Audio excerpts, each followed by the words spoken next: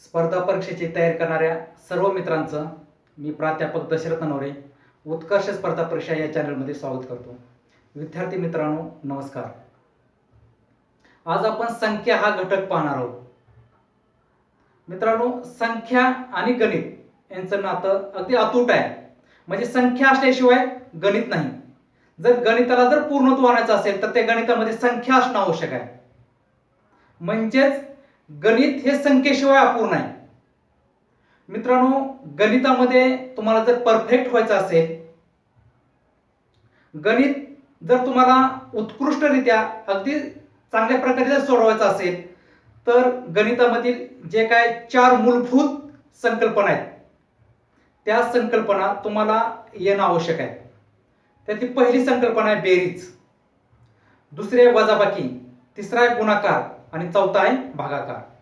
ह्या 4 संकल्पना जर आल्या तर तुम्हाला जगातलं कुठलंही गणित अशक्य नाही. त्याच्यामुळं गणितामध्ये जर तुम्हाला पैकीच्या पैकी मार्क जर घ्यायचे असतील तर प्रॅक्टिस आणि प्रॅक्टिस करावीच लागणार आहे. गणितामध्ये प्रॅक्टिस केल्याशिवाय आपल्याला पूर्णत्व येत नाही. बऱ्याचशा विद्यार्थ्यांना गणित हा अवघड विषय वाटणारा विषय हा अवघड वाटतो. पण मी सांगतो तुम्हाला, गणितामध्ये जर प्रॅक्टिस केली तर गणिता इतका सोपा विषय कुठलाच नाही. मित्रांनो, मी तुम्हाला गणित अगदी सोप्या भाषेमध्ये शिकवणार आहे, सांगणार आहे. तुम्ही माझे व्हिडिओ पाहत राहा. तुम्ही जर नवीन असाल तर माझ्या चॅनलला सबस्क्राईब करा, म्हणजे तुम्हाला गणितावरचे सगळे व्हिडिओ पाहता येतील. चला तर मग आज आपण संख्या आणि संख्येचे कोणते प्रकार आहेत ते आपण पाहू. त्यातला पहिला प्रकार आहे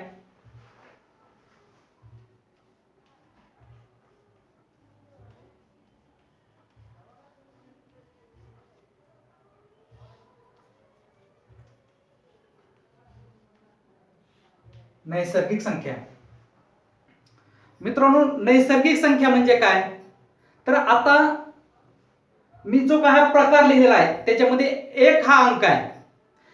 एक अंक हा नैसर्गिक आहे, म्हणजे तो नॅचरली आलेला आहे. कुठल्याही प्रकाराची सुरुवात गणितामध्ये असेल, कुठल्याही अंकाची सुरुवात आपण 1 न करतो. ह्याच्या अगोदर मी 0 नाही घेतलं, 1 घेतलंय. का? तर 1 न आपल्याला सुरुवात करणं हे नॅचरली आहे, नैसर्गिक आहे. म्हणून नैसर्गिक संख्येची सुरुवात ही 1 न होते. 1 2 3 4 5 6 7 8 9 अनंत संख्या आहेत. कितीही पुढं संख्या त्या असू शकतात, त्यांना आपण नैसर्गिक संख्या असं म्हणतो. समजलं? सुरुवात मात्र 1 न होते. पुढचा प्रकार आहे पूर्ण संख्या.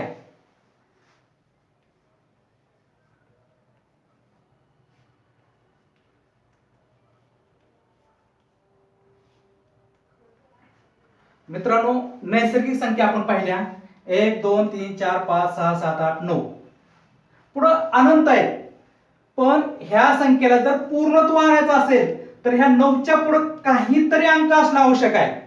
कुठला तरी अंक असणं आवश्यक आहे. त्याच्याशिवाय ह्या संख्येला पूर्णत्व येणार नाही.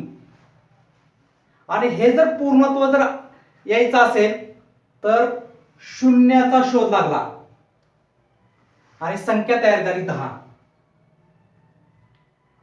म्हणजेच नैसर्गिक संख्येला जर पूर्णत्व आणायचं असेल तर 0 असणं आवश्यक आहे. म्हणून पूर्ण संख्येची सुरुवात होते 0 1 2 3 4 अनंत. लक्षात आलं का नाही? नैसर्गिक संख्येची सुरुवात 1, पूर्ण संख्येची सुरुवात 0. पुढे कितीही संख्या, कोटी अब्जी अब्ज खर्व निखर्व काय असेल ते अनंत संख्या असू शकतात. नैसर्गिक संख्या, पूर्ण संख्या. तिसरा प्रकार आहे समसंख्या.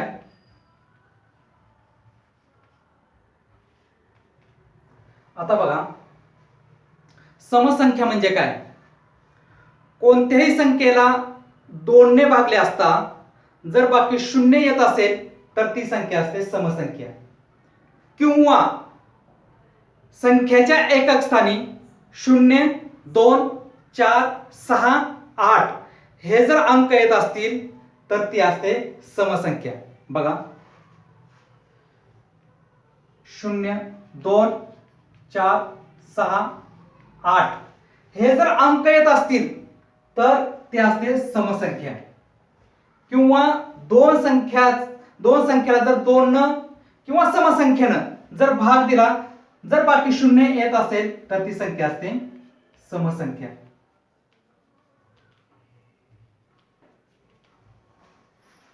आता ह्या समसंख्येचे काय नियम आहेत ते नियम तुमच्या लक्षात असू द्या.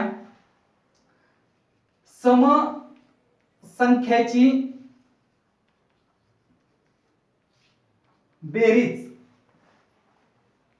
वजाबाकी किंवा गुणाकार हा समच असतो. लक्षात घ्या. दोन समसंख्येची, उदाहरणार्थ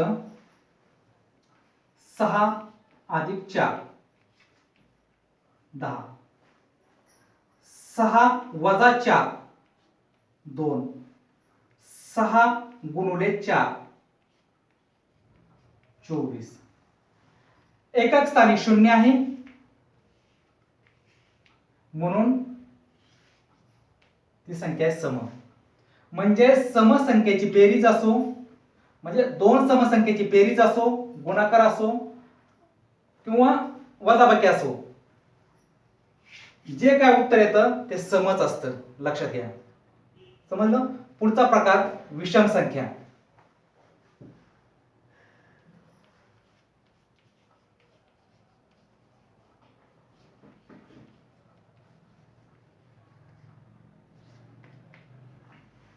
आता हे जे काय समसंख्या आपण पाहिल्या त्याच्या विरुद्ध विषम संख्या, म्हणजेच एकक स्थानी 1, 3, 5, 7, 9 हे जर अंक असतील तर ती असते विषम संख्या. किती मोठी असू दे संख्या, 4, 6, 8 पहिले सम घ्या 0, 2, पण एकक स्थानी जर 1, 3, 5, 7, 9 या अंकापैकी जर अंक आला तर ते पूर्ण संख्या विषम संख्या असते. लक्षात घ्या. 3 असेल, 5 असेल, 7 असेल, 9 असेल एकक स्थानी, ही संख्या असते विषम संख्या. त्याला आपण विषम संख्या असं म्हणतो. ह्याचे काय नियम आहेत पहा. दोन विषम संख्या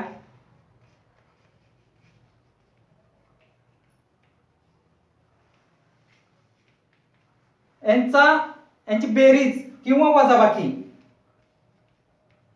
सम येते. लक्षात घ्या. दोन विषम संख्येची बेरीज किंवा वजाबाकी 9 - 7 2, 9 + 7 16 सम येते.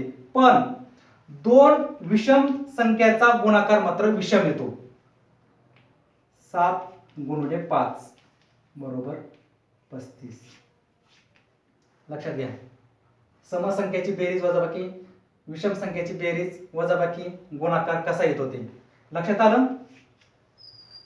पुढचा प्रकार आपण मूळ संख्या हा पाहू.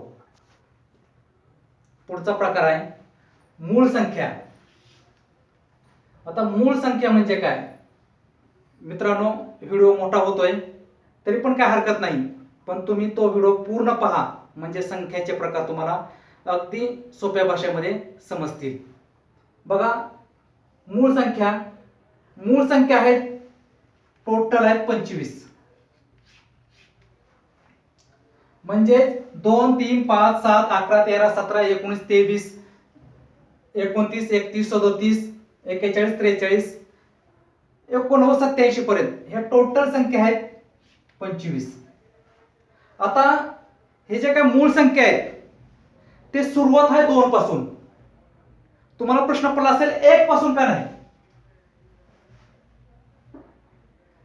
मूळ संख्या कशाला म्हणायचं, जर का त्या संख्येला फक्त 2 संख्येने जर भाग जात असेल तर ती असते मूळ संख्या.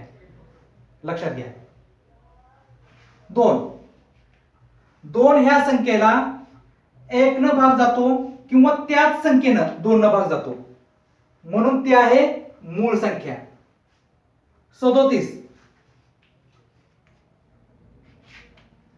37 ला 1 न तरी भाग जातो किंवा 37 नच भाग जातो.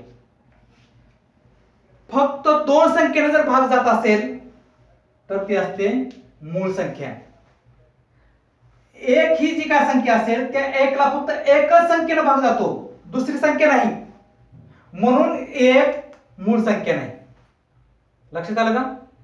हे जे काय 1 ते 100 पर्यंतचे जे काय 25 संख्या आहेत त्याच्यामधल्या ह्या 2 3 5 7 11 ते 89 ते 97 पर्यंतच्या ह्या मूळ संख्या आहेत. एक संख्या आपल्याला मूळ संख्या म्हणता येणार नाही. आता परीक्षेमध्ये असा प्रश्न विचारला जाऊ शकतो की अशी कोणती संख्या आहे जी मूळ संख्या ही आहे आणि समसंख्या ही आहे. तर अशी एकमेव संख्या आहे ती म्हणजे 2. 2 ही संख्या मूळ संख्या ही आहे आणि समसंख्या ही आहे. परीक्षेमध्ये बरेच वेळेस याच्यावर प्रश्न विचारलेला आहे, त्याच्यामुळं हेही बाब तुम्ही लक्षात घ्या. 2 ते 89 97 पर्यंत 25 ह्या टोटल मूळ संख्या आहेत 1 ते 100 पर्यंत. समजलं. पुढचा प्रकार आपण पाहू, संयुक्त संख्या.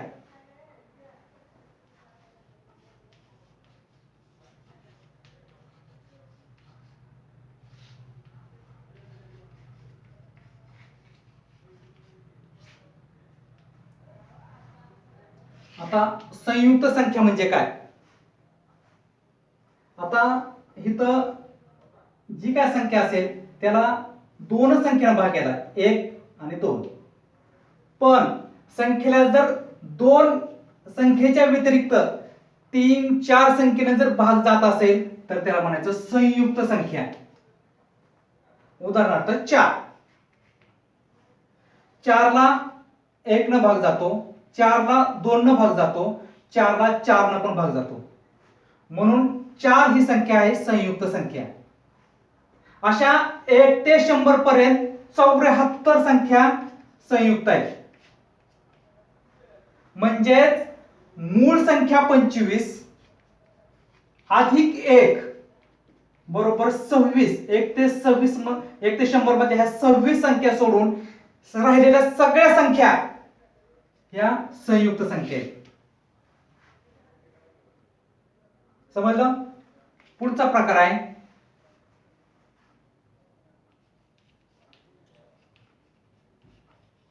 जोड मूळ संख्या.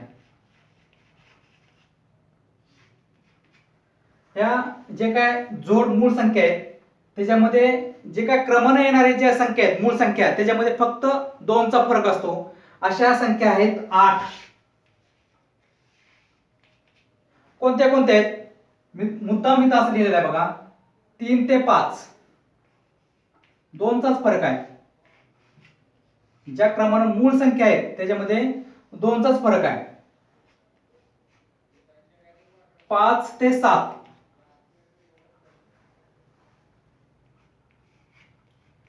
11 ते 13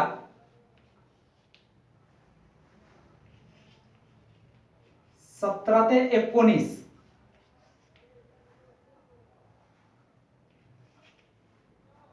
17 ते 17 ते 19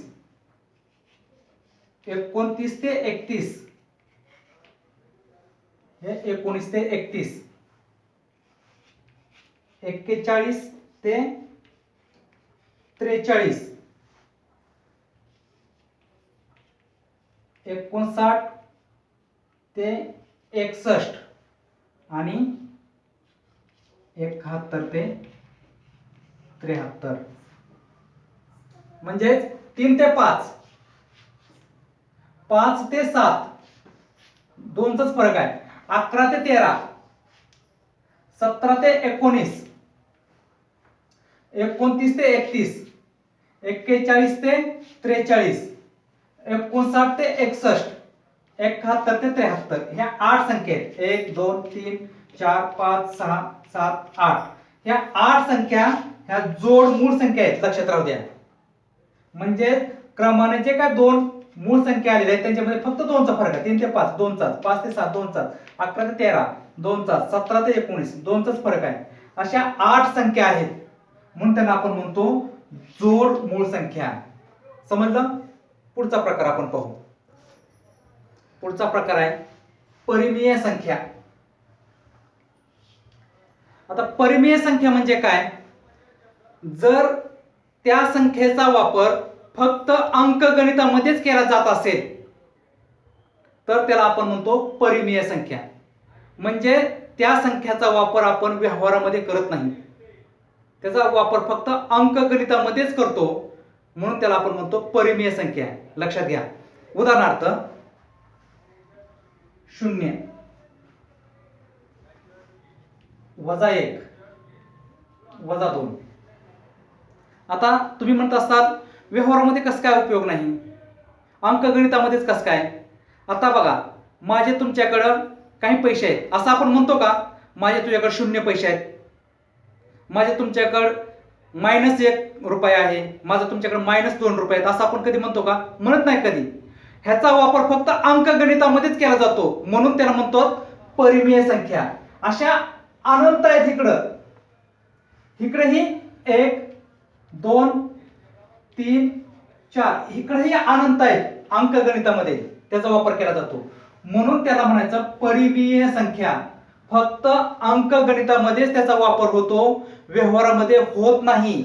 अशा संख्येला परिमेय संख्या असं म्हणायचं. 1 2 3 4 याचा आपण व्यवहारामध्ये उपयोग करतो, पण 0 1 0 2 चा वापर आपण व्यवहारामध्ये कधी करत नाही म्हणून त्याला आपण म्हणतो परिमेय संख्या. आता परिमेय संख्या म्हणजे त्याचं उत्तर जर अंकगणित करून जर येत असेल तर त्याला आपण म्हणतो परिमेय संख्या. उदाहरणार्थ 15/4 गणित आपल्याला सोडवता येतं. 10/3 गणित सोडवता येतं. वर्गमुळामध्ये 16 आपल्याला वर्गमूळ काढता येतं. जर का गणित करून जर त्याचं उत्तर जर येत असेल तर त्याला म्हणायचं परिमेय संख्या. आपल्याला ते गणित सोडून त्याचं उत्तर आपल्याला काढता येतंय म्हणून त्याला आपण परिमेय संख्या असे म्हणतो. म्हणजे परिमेय संख्या कशा कशाला म्हटलं जातं लक्षात आलं तुमच्या? त्याचा फक्त अंकगणितामध्येच वापर होतो आणि त्याचं उत्तर आपल्याला गणित करून करता येतं, सोडवता येतं. अशा संख्येला परिमेय संख्या असे म्हणतात. पुढचा प्रकार आहे अपरिमेय संख्या.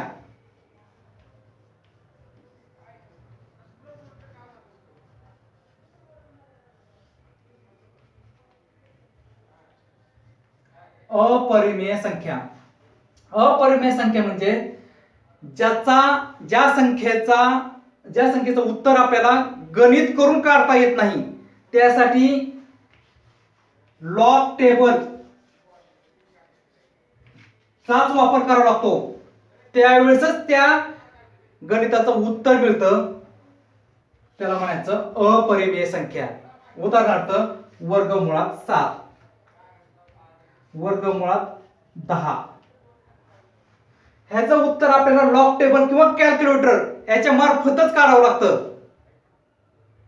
अशा संख्येला अपरिमेय संख्या असे म्हणतात. आता इथं जर वर्गमूळ जर 9 असेल तर आपलं 3 उत्तर काढता येतं अंकगणितातलं, म्हणून ह्याला आपण अपरिमेय संख्या म्हणत नाही, ह्याला परिमेय संख्या म्हणतो. पण ज्याचं उत्तर फक्त कॅल्क्युलेटर किंवा लॉग टेबल ह्याच्या मार्फतच काढावं लागतं त्याला आपण म्हणतो अपरिमेय संख्या. समजलं? पुढचा प्रकार आहे त्रिकोणीय संख्या. त्रिकोणी संख्या आता त्रिकोणी संख्या म्हणजे काय? क्रमालगत येणाऱ्या नैसर्गिक संख्याच्या गुणाकाराच्या निमपटीस त्रिकोणीय संख्या असे म्हणतात. म्हणजे 3 गुणिले 4 भागिले 2 येणारी जी काय निमपट आहे ती असते त्रिकोणी संख्या. बे एक बे, बे दोन्ही 4, 3 दोन्ही 6. 6 ही त्रिकोणी संख्या आहे. 7 गुणिले 8 ह्याची जी काय निमपट म्हणजे भागिले 2. बे एक बे, बे चौक 8, 7 चौक 28. 28 ही त्रिकोणीय संख्या आहे. मित्रांनो, आज आपण संख्या ह्या घटकातले 10 प्रकार पाहिले. ह्याच्यावर परीक्षेमध्ये कसाही प्रश्न आला तरी नक्कीच तुम्हाला तो सोडवता येईल अशी मी अपेक्षा करतो. अशाच प्रकारचे गणितामध्ये जे काही व्हिडिओ आहेत मी पूर्णपणे यूट्यूबवर टाकणार आहे. त्यासाठी तुम्ही माझे चॅनल पाहत राहा व माझे चॅनल सबस्क्राईब करा, लाईक करा आणि शेअर करा. धन्यवाद.